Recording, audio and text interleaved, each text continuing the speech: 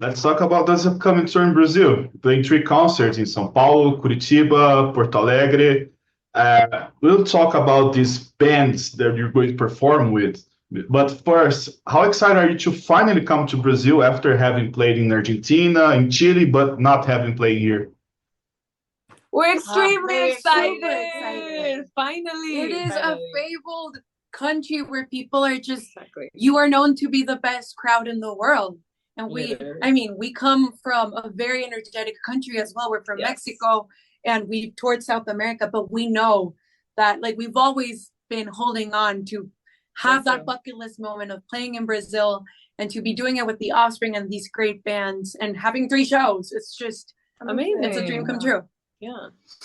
That's incredible. And what can you say about all of these bands you could play with? The Offspring, Sublime, Rise Against, The Damned, Emil and the Sniffers. What can you say about them?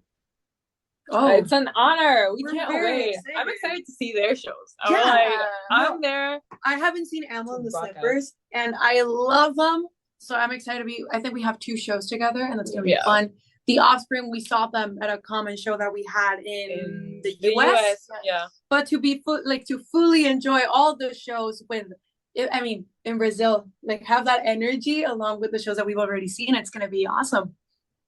That's incredible. I was just talking to Noodles from Offspring an hour ago, and I asked about all the bands, and he said, "Oh, I don't know The Warning yet, but I want to watch their concert."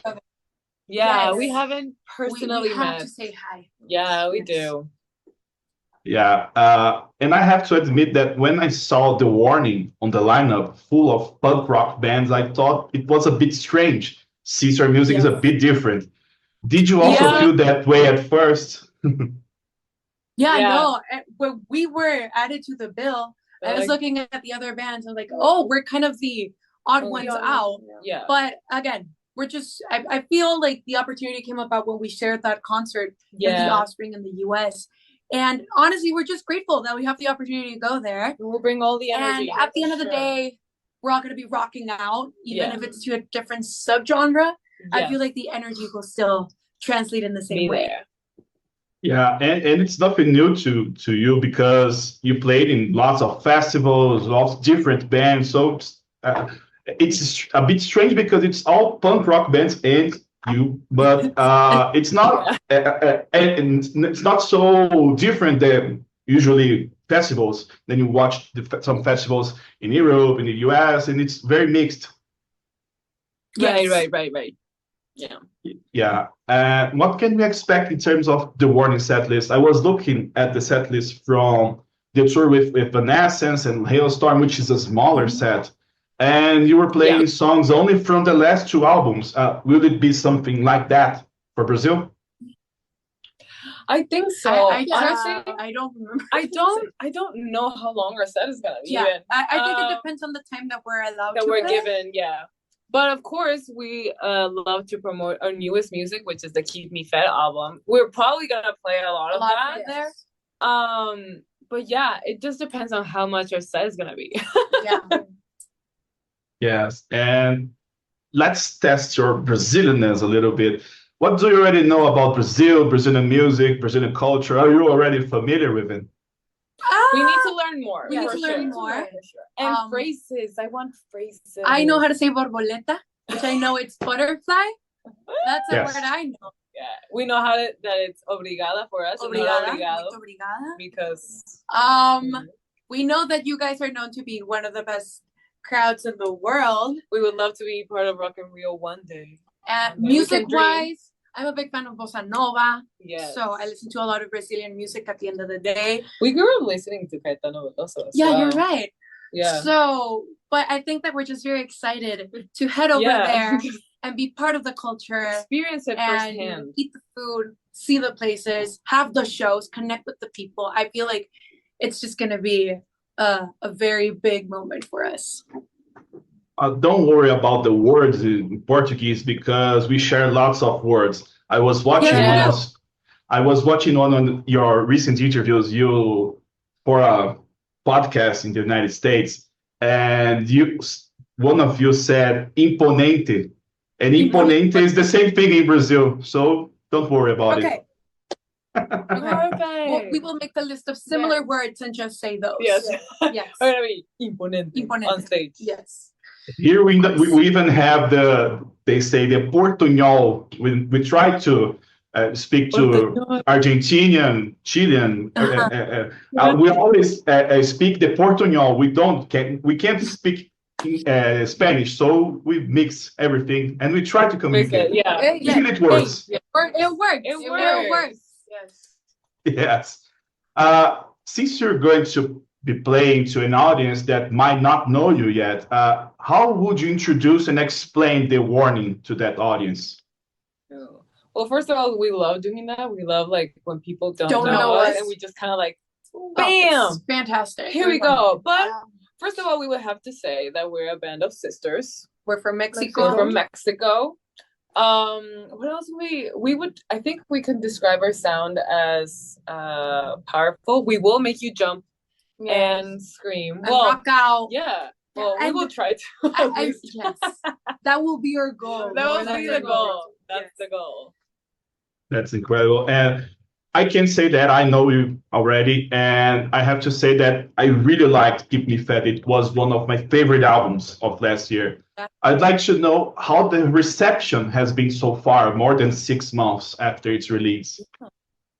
It's been great. I feel like it's been a very loved album. Even from the beginning, when we just released it, people are already singing like the newest songs. Yeah.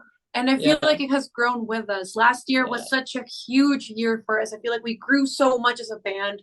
We took very big steps forward. And I feel like Keep Me Fed was such a big part of that.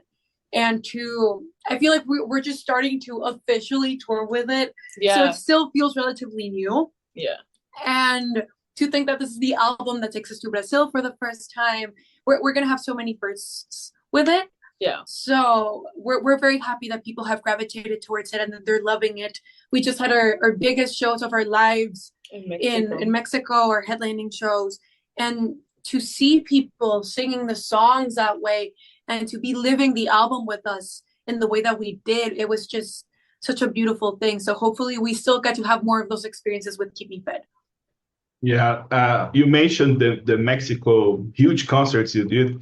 I was watching some videos. It's amazing. How was it? What was it like for you to perform some huge concerts in your own country? Our hearts are full for sure. Like it was such an amazing feeling. I can't believe it's over. Yeah, I know. It's weird. I'm gonna get emotional. We worked for it for a whole year. It was such a big process with such a big team. It was literally a once in a lifetime thing. Mm-hmm. That production lived for those 5 shows, and that was the moment. And the venues that we played, like Auditorio Nacional, it's such a legendary venue. Yeah. And to have 3 sold out shows, we would have never expected that. Yeah. So it has just been like the gift that keeps on giving. It has been a true blessing. That's amazing. Did you record these concerts for a live album or anything like that? I mean, you're already answering. People saw the cameras there. Yeah. It was professionally recorded. Yeah. I don't know when it's going to be released or anything. Yeah. But it will have its moment. It will have it. You will see it again. Yes, for sure. Good to know. And it's been really cool to see how you evolved as a band, album by album, since your first EP, when you started out very young. When you look back on your discography, since we're talking about Keep Me Fed, what do you think is the biggest difference between this new album and your previous ones? Our experience, for sure. And I mean our experience as people. We started writing when we were like 12. Yeah. So your life, the way that you see life changes so much. And even from our last album, which is Error, it was our 3rd album, I think. Mm-hmm. And the things that we lived after that album came out, the tours we did, the dreams that we accomplished, the highs and the lows really changed us as people and how we live our lives. So I feel like Keep Me Fed was the first time we were actually able to sit down and truly process everything that we had been through. And that fundamentally changes you as a person which changes you as a writer and as a musician and as For a way sure. that you play live and everything that goes along with it. So I feel that more than anything, our evolution was growth from literally just living From life. everything. Yeah. Yeah, and I was taking a look at your catalog, and I just noticed that Escape the Mind, the first EP, is completing 10 years right now. No. Yeah. Are you kidding me? It was 2015. Yeah. Yeah. I didn't know that. Yeah. I haven't thought about that EP in a while. No, and if you hear it, you can hear freaking children's we're voices. kids. Just like, oh my I God. was 12, 13. Yeah. And I was like, That's 15. crazy. Yeah. Well, congrats. Yeah. A decade. We Already planning a 10-year anniversary tour about this EP, Oh, right? Oh, Escape the Mind. No. I don't think I even know how to. I don't remember remember how to the play the song. No. Yeah. Oh my God. Yeah. Okay. No. But, Crazy. But do you have any memories about writing and recording these songs? Maybe the first time in the proper studio and stuff like that. Actually, yes, we Well, of wrote them course. in this room. Yeah, actually we that wrote we're and recorded right them now. in the room that we're in right now. Really? It's crazy to think. I remember being like laying down here with my guitar and my mom just kind of looking at me. Well, I don't know why. I don't even know. I think we were working on Eternal Love. Oh God. Yeah, which was I look back fondly on those times. It For was sure, the first for time sure. writing music. yeah. We had no plan with it. There was no like we're gonna release this and there's gonna be a rollout and a strategy. And it was just like an experience. making music yeah, for the first time and That realizing that we could be artists, Yeah. that we could create something together and give it to the world, which is such an eye-opening thing for a 12-year-old. For And sure. you think that 10 years later we could still we be are. doing it. It's Yeah. just It's crazy. it's very nice. Yeah.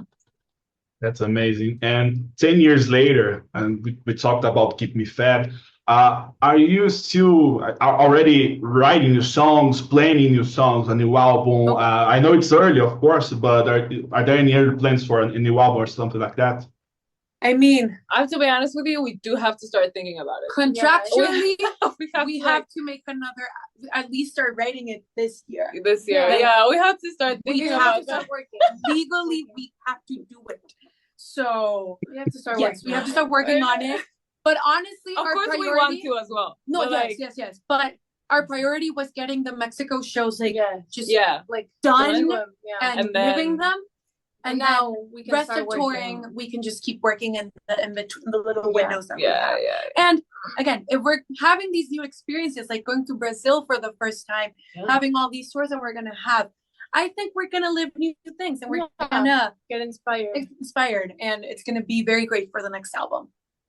Amazing. But by contract, we can expect a new album for next year. Am I right? Probably, If- in hopefully, theory, theoretically, hopefully, it should happen. I mean, hopefully. I if hope we're we all get- still like, if the world is still there, if Yeah. like the stars Okay. are aligned, I Why mean, are you because saying that? technically it should happen, but we never know. Yeah. Hopefully, we Pues get vamos a ver. a little bit of wiggle room. Yes, Like- Yes. Hopefully. but technically, yes. Yeah. Yeah, good to know. Well, for my last question, I was very surprised when I first discovered your music. First by the songs in English, and only later I heard you sing in Spanish and discovered that you are from Mexico. In music, there is a huge divide between Latin and American artists and bands. Artists from Brazil also deal with this, including those who don't have any of the so-called Latin music influences in their music. Was there a moment when you felt that this barrier existed? And if so, how do you deal with this stigma? Because it really talks to our Brazilian audience, Brazilian artists as well. For sure. I mean, I think that we as Latin Americans, we live it every day. Every day. The second you step out of Latin America, I'm gonna say Latin America as a whole, Yeah. but we go to the US, we go to Europe, we go to Canada, and I think people don't expect there to be different music than the one that they stereotypically know. But even though I know that it's purely because they don't have sometimes access to the culturally rich amount of music that we have, I think that it is very beautiful that we have the opportunity to open up that curiosity in their minds to think, hey, I had never thought that there would be rock music in Mexico, but look, there's this band who's over here. Let me check out what else there is. Yeah. So I feel that we as artists, when we do have the opportunity to cross over, instead of looking at it as a, oh my God, how come people don't know about this huge thing that I've always known my whole life? I think we should look at it as an honor and an opportunity to represent our cultures and to share a little bit of what we have. And it's also very beautiful when the solidarity we have as Latin Americans, whenever we're at a festival where we think we're the only Latin Americans there and we see somebody else with a Mexican flag, or like, yes, it doesn't matter from where in Latin America, you're like, oh my God, okay, we see each other. We know why we're here, and it is kind of like this unspoken like, how do you say hermandad? Yeah, like brotherhood, like siblinghood. I don't know how to say it in English. Yeah, you can say hermandad. Here we can say, please say hermandad. So I think it's very beautiful that we all know what it's like to live that, and that we can all share the triumph of sharing our culture and our music in a global way.